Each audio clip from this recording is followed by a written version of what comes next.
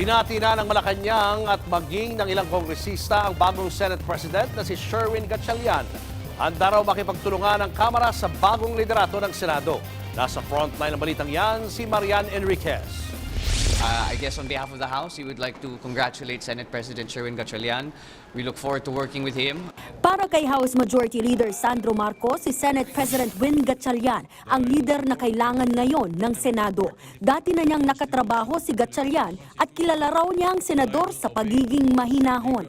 I know how level-headed he can be. So I think that's exactly what this current political climate needs, especially there in the Senate.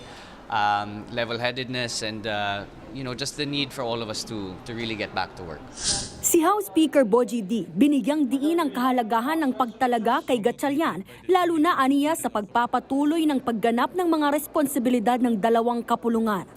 Ayon kay Ding, mas mabilis na naihahatid ang mga reformang kailangan ng bayan kung nagtutulungan ang Senado at Kamara. Sa hanay naman ng House Prosecution Panel, naniniwala silang wala nang dapat balakid sa pagpapatuloy ng paglilitis kay Vice President Sara Duterte. This is a welcome development, and now that the Senate has resolved the leadership issue, we also hope that the Senate can focus now with its constitutional duty to proceed with the impeachment trial without necessary delay, and other distractions. So we congratulate the election of Senator Win Gatchalian as the duly elected Senate President.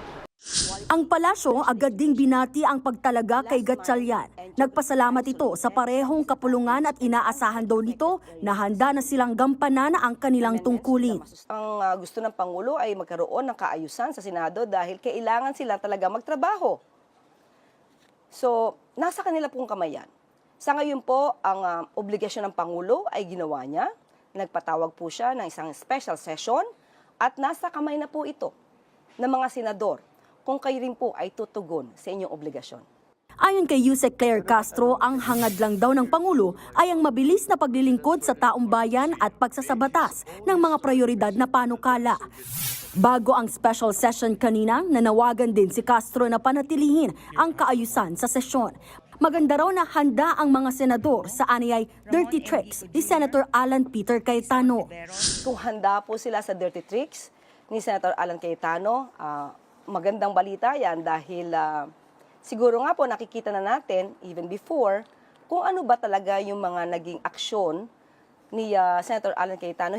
So maganda po na handa sila dahil ang paghahandang ito sa mga gitong klaseng kaguluhan ay dapat lang masolusyonan agad para sa taong bayan. Hindi sa pansariling ambisyon ni numan. Nagpatawag ng special session si Pangulong Bongbong Marcos ngayong araw para maipasa ang ilang priority bills. Siyam na mga panukalang inaasahan na mailusot, ganun din ang appointment ng ilang mga opisyal. Nagbabalita mula sa Frontline, Marian Enriquez, News 5. Mga kapatid, Julius Babaw po. Para sa komprehensibo at makabuluhang balitaan at talakayan, mag-follow at mag-subscribe na sa social media pages ng News 5.